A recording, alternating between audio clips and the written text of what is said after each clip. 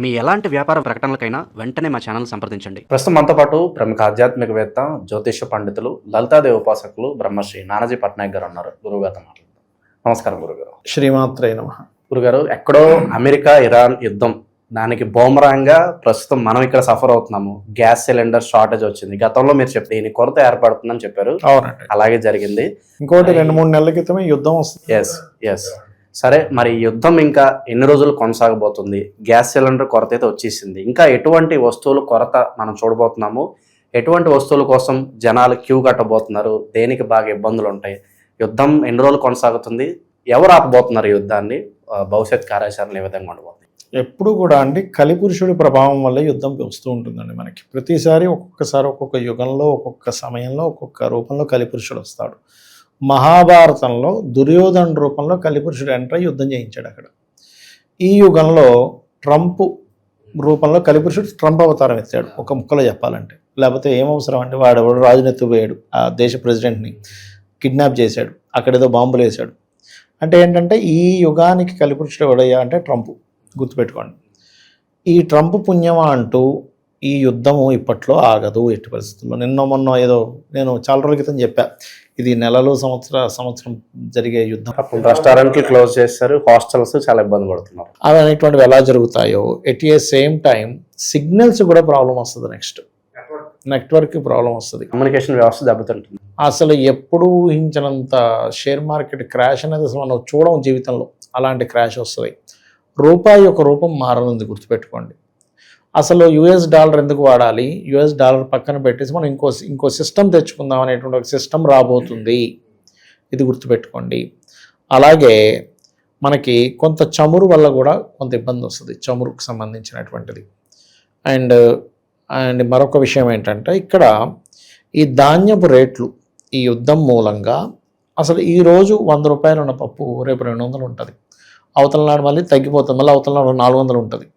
ఎందుకంటే ఈసారి ప్రైజెస్ కారకుడు చంద్రుడు అయ్యాడండి, ధాన్యానికి కారకుడు బుధుడు అయ్యాడు. బుధుడు ఎప్పుడైనా ధాన్యానికి కారకుడు అయితే ఏమవుతుందంటే అది ఒక కమర్షియల్ ఆస్పెక్ట్లోకి వెళ్ళిపోతుంటుంది. పప్పు కావాలి, కందిపప్పు కావాలి 100 రూపాయలు, లేదు బ్లాక్లో 200 రూపాయలు ఉందట, అట్లా వెళ్ళిపోతూ ఉంటుంది. అండ్ అట్లాగే ఇది ఎక్కువగా ధాన్యం మీద పడుతుందండి. దీని ఎఫెక్ట్ అంతా కూడా ఫుడ్ మీదే పడుతుంది ఎక్కువగా. అండ్ అలాగే ఇంకొక విషయం ఏంటంటే ఈ ఎలక్ట్రికల్ రిలేటెడ్ వాటికి ఎక్కువ ప్రాధాన్యత పెరుగుతుంది. ఎందుకంటే కుజుడు రాహుతోని శనితోని ఇదవుతూ తన ఓన్ హౌస్కి వెళ్తున్నాడు కుజుడు దాటుకుంటూ. దీనివల్ల యుద్ధాల మూలంగా ఓన్ హౌస్కి వెళ్ళే కుజుడు ఎలక్ట్రికల్ వాటికి కారకుడు కాబట్టి వాటి రేటు బాగా విపరీతంగా పెరుగుతుంది. సో రష్యా యుక్రెయిన్ వార్లానే కొనసాగుతుంది అంటారు. చాలా కాలం కొనసాగుతుంది. ఒక రకంగా చెప్పాలంటే ఇది ఒక థర్డ్ వరల్డ్ వార్ లాంటిది అని చెప్పా, ఒక రకంగా అలాంటిది అని. ఎందుకు అంటే దీనికి చాలా కారణాలు ఉన్నాయి. ఒకటి, మనకి పంచగ్రహ కూటమి 3 సార్లు రావడం. ఎప్పుడు రాలే 3 సార్లు. మీరు 100 సంవత్సరాల వెనక్కి వెళ్ళినా ఒకటేసారి 3 సార్లు రాలే. ఎప్పుడు కూడా జరగనిది ఇంకో వింత జరిగింది. ఏంటంటే సర్వసాధారణంగా ఈ గురుగ్రహం ఎప్పుడైనా ఒకసారి 3 రాసులు మారుతుంది, గుర్తుపెట్టుకోండి. సో మనకి కరోనా వచ్చినప్పుడు ఒకసారి మారింది అట్లా. అప్పుడు కరోనా ద్వారా వ్యాధి మూలంగా చాలామంది, కొన్ని కోట్ల మంది జనాలు చనిపోయారు.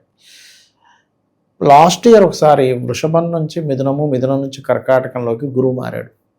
దానివల్ల ఈ యుద్ధాలని, లేకపోతే మనం లాస్ట్ టైం చెప్పాం బంగారం వెండి రేటు విపరీతంగా పెరుగుతుందని, ఆ రకంగా పెరిగింది.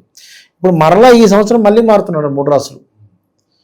మిథునం నుంచి కర్కాటకం నుంచి సింహం. మిథునంలో ఉండే గురువు జూన్ 2వ తేదీ కర్కాటకంలోకి వస్తున్నాడు. జూన్ 2 నుంచి అక్టోబర్ ఎండింగ్ వరకు ఉండి నవంబర్ 1వ తేదీ నుంచి సింహరాశిలోకి వస్తున్నాడు. ఎప్పుడైతే ఇన్ని రాశులు మారుతున్నాడో జీవుడు అనమాట. దీనివల్ల ఏంటి, మైగ్రేషన్స్. మనుషులు అయ్యి బాబా ఈ దేశంలో ఉంటే మన వల్ల కాదులే, మన దేశం మనం పోదాం, అమ్మో ఈ ప్రాంతంలో ఉంటే బాంబులు పడుతున్నాయి, ఇక్కడి నుంచి మారుదాం అనేటువంటి స్థితిగతులు చూస్తాం. అయితే మీరు ఇందాక అడిగినట్టుగా సిలిండర్లు కొరత, అన్నానికి కొరత, అన్నం లేక కొరత, అన్నం ఇప్పుడు ఆల్రెడీ రైస్ కుక్కర్లు కావచ్చు, మైక్రో ఓవెన్లు డిమాండ్ పెరుగుతాయి, ఇంకా పెరుగుతాయండి. అండ్ అట్లాగే ఇంకొక విషయం ఏంటంటే ఇక్కడ సీఎం మారిపోతాడు, గుర్తుపెట్టుకోండి. ఈ యుద్ధం మూలంగా సీఎంలు, పిఎంలు, ప్రెసిడెంట్లు, అలాగే 3 రాశులు మారుతూ గురువు ఎప్పుడైతే సింహరాశిలోకి వస్తున్నాడో పెద్ద పెద్ద నాయకులకి ముప్పు ఉంటుంది దీనివల్ల. గుర్తుపెట్టుకోండి. ఎందుకంటే సింహరాశిలోకి వస్తుంది గురువు కాదు, అక్కడ గురువు స్వరూపంలో ఉన్న శని రాహువులు వస్తున్నారు. సో శని రాహువులు ఎప్పుడైనా సరే రవిరాశిని ఆక్యుపై చేస్తే రాజుకి ముప్పు, గుర్తుపెట్టుకోండి. దేశ రాజుకి ముప్పు. అందులో కొన్ని బదిలీలు ఉంటాయి, కొన్నేమో కొంతమందికి ప్రాణానికి ముప్పు ఉంటుంది. ఈ యుద్ధం వల్ల ఒక్కోసారి రాజులు లేచిపోతారు కదా, అటువంటిది. అయితే నేను ఫైనల్గా చెప్పేది ఏమిటి అంటే, ఈ యుద్ధము మూలంగా ఏదో ఇది 5 రోజులు 10 రోజులు ఆగే యుద్ధం కాదు, నెలల తరబడి. ఇప్పుడు మీరు ఫస్ట్ వరల్డ్ వార్ చూసుకుంటే 4 years అంత జరిగింది, సెకండ్ వరల్డ్ వార్ కూడా అంత జరిగింది. అలాగా ఎక్కువ కాలం, దీర్ఘకాలం జరిగేటువంటి యుద్ధము. అయితే ఇందులో మన ఇండియాకి పెద్ద ముప్పేం రాదు, కానీ వేరే ఇతర ఇరాన్ కంట్రీస్, అమెరికన్ ఇప్పుడు కంట్రీస్, గల్ఫ్ దేశాలు పరిస్థితి గురుగారు, ఎందుకంటే వాళ్ళకి మెజారిటీ టూరిజము, అవును క్రూడ్ ఆయిల్ వల్ల వాళ్ళకి అంతే కదండి. ఇప్పుడు అక్కడ చాలా వరకు అవును, చాలా ప్రాబ్లం అవుతుంది దానివల్ల. ఇదేంటంటే యుద్ధము వాళ్ళని బళ్ళును వాళ్ళని చేస్తాయి, ఆ కలిపురుషుడి కారణం వల్ల.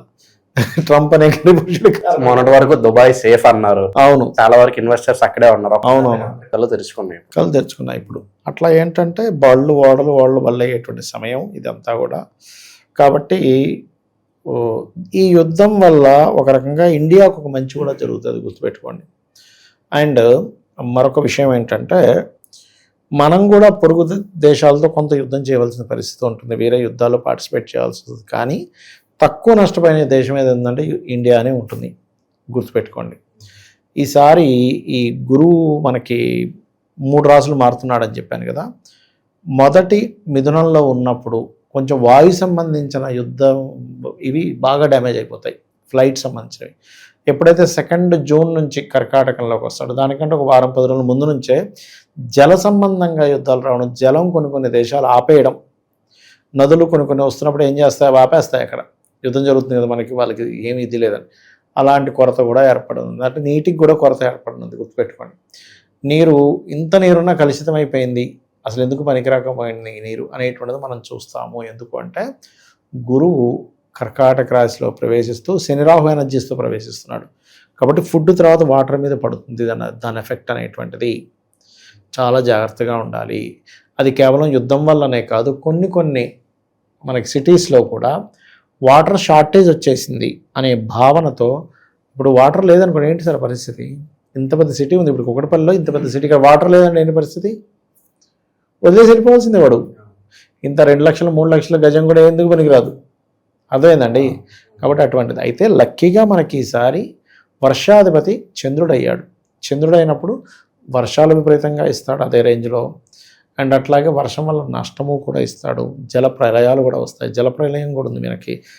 మన ఈ యొక్క కర్కాటక రాశిలోకి గురువు వస్తున్నప్పుడు ఏ టైం అంటారు అది? అది ఆల్మోస్ట్ జూన్ 2 నుంచి మనకి అక్టోబర్ ఎండింగ్ మధ్యలో వస్తుందండి. అది పర్టికులర్గా ఒక 10 రోజులు అటు ఇటుగా కూడా అనుకోండి, అటుకు ఇటుకి. ఎందుకంటే మనకి గ్రహాలు అంతా లెక్క కడతాం, కానీ దాని రిజల్ట్ ఒక్కోసారి వారం 10 రోజుల ముందు నుంచే ఇవ్వడం స్టార్ట్ చేస్తుంది.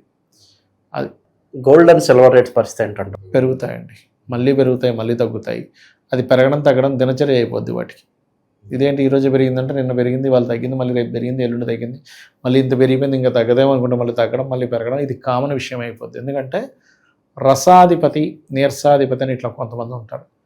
అందులో గోల్డ్కి కూడా గురువు కూడా వచ్చాడు అందులో గోల్డ్కి. అప్పుడు ఏమవుతుందంటే దాని రేట్స్ హైకింగ్ ఇవన్నీ బాగా పెరుగుతాయి. షేర్ మార్కెట్ క్రాష్ ఇందాక చెప్పాను చూసారు, అసలు ఎవరు చూడరు, అంతటి క్రాష్ అయితే జరుగుతుంది. అండ్ ఇందులో పర్టికులర్గా కొన్ని అసలు ఈ దేశాలు ఎందుకు పనికి రాకుండా పోతాయి అనుకునే దేశాలు హైలైట్ అవుతాయి ఈ యుద్ధం మూలంగా. ఆ దేశాలకి ఒక దుబాయ్కి ఉండే పేరు అలాంటి దేశాలకు వస్తుంది. ఓవరాల్గా యుద్ధం గురించి, భవిష్యత్తులో జరగబోయే పరిణామాల గురించి, మన భారతదేశానికి జరగబోయే మంచి చెడులు మంచి విశ్లేషణ అందించారు. ధన్యవాదాలు. శ్రీమాత్రే నమః.